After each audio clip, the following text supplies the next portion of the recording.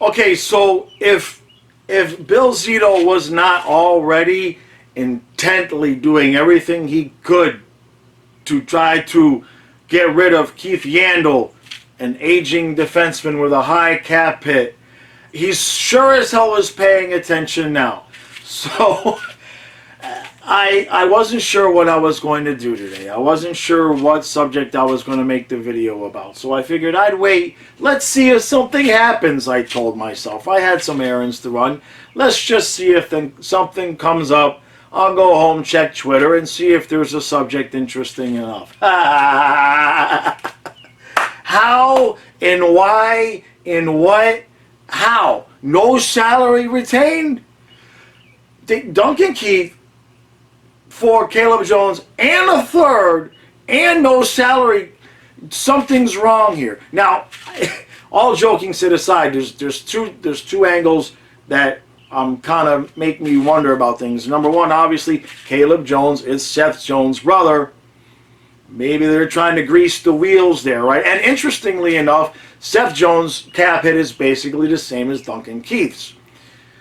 Okay, that's a possibility. And then the other thing that makes me kind of look at this deal and say, I'm not sure that this isn't a bubble, and maybe nothing happens here. But look, I mean, look at how the Panthers did with Riley Smith and Jonathan Marchessault, right? Maybe this deal appears to be ridiculously lopsided one way, and there's something else in play here in terms of the expansion draft.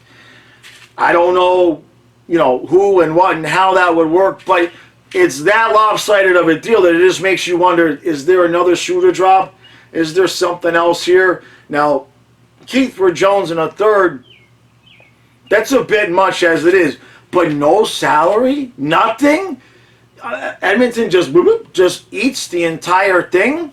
I'm just incredulous. And Caleb Jones, look, he's 24. He's 24, and his brother is Seth Jones. So, not saying he's going to turn into his brother, but he obviously has potential. And he's a young player. He's still got another year on his contract. The cap hit's like $850. So it's an absolute win for the Blackhawks. And how do they pull this off with no salary cap? With no, that makes me think there could be something else coming, or maybe, to try to get Seth Jones in there. I don't know. But just the biggest part to this is that here we are in Florida on Panther. If you look at Panthers Twitter like all day, every day, I've made videos, other people are writing articles. Everything you see is, how can we find a way to get rid of Yandle? From our point of view, we're like, who do we have to give up? And we will eat half of Yandle's salary. And Chicago just goes and gets rid of Keith and no salary, and gets a good player and a pick in return. So, Bill Zito, you have your work cut out for you now, because last year, the whole Hornquist for Matheson thing, that was the magician move, right? That was the magician move. But say what you want about the management over there in Chicago in terms of this deal, that's the move to top. If Zito can find a way to top that move this offseason, that would be something I'd like to see. And the other parts of this is, I'm glad that this wasn't a Panthers deal. This smells like a deal like Talon would make. I was talking with somebody on Twitter about that. This is one of those deals that he would have loved to have brought in the older, kind of over-the-hill, gritty leader guy and overpay for him and give up a good player to do it. So, I don't know what the hell Edmonton is thinking. I mean, they can't think. Duncan Keith is going to be what puts them over the edge. Huh? What? With no sound, I got nothing. And I'm absolutely loving it. And I probably will engage a little bit tonight. The Twitter threads it's just delicious, because it's somebody else's tears, okay? It's another fan base's tears. So I am just enjoying scrolling through the what the hell is going on, what are we doing reactions from the Edmonton fans. Sorry guys, I feel your pain. About time it's somebody else. Alright, the other thing I wanted to bring up here real quick, I saw, is Gallant he's getting the team back together again, alright? he just hired Gord Murphy and Mike Kelly. If those names sound familiar to you as a Panther fan, they should. That's his first 2 assistants. So I think they said he's still looking to hire a 3rd assistant, but he is getting the gang back together.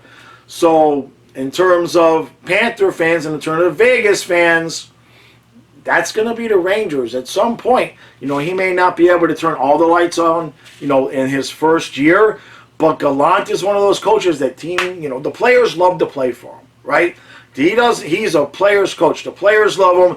The owners and management, for whatever reason, don't. Maybe they get sick of winning. I don't know what the problem is with Gallant, but he's okay in my book. So Mike Kelly and Gord Murphy, you'd like to see Gord Murphy get back in the game. Good ex-Panther, good Panther coach, and so now they'll all be in New York. And at least if something happens, you know, obviously Gallant will not have a problem catching a cab in 2 seasons when he gets fired after taking the Rangers to the playoffs, and then at the start of the 2nd season, he's only, you know, like 4 points in first place and not 8 points in first place, and he gets fired, because that seems to be what happens. All right, that was it. Short, sweet, to the point. I saw that deal, and I feel for you, Edmonton fans, because Duncan Keith is 37 years old. He got 2 years of cap. And I checked it. I mean, you can't buy him. What are you doing? What?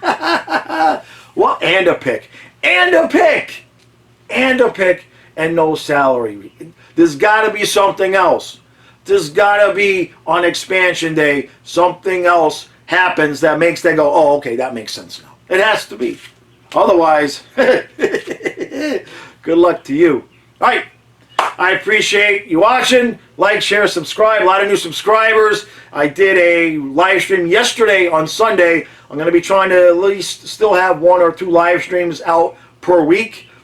A couple of people were caught by surprise. Like I said, I will make a community post when I'm going to have a live stream. I did it Sunday morning and the live stream was Sunday night. So I think the next time I'll probably give a couple of days notice. Tomorrow is hashtag AskJaws. If you have not gotten in your questions, or if you haven't made a smart ass enough comment that you're confident that your comment will make the video, right in the bottom of this video, go ahead and have at it. All right, guys. Appreciate all the support.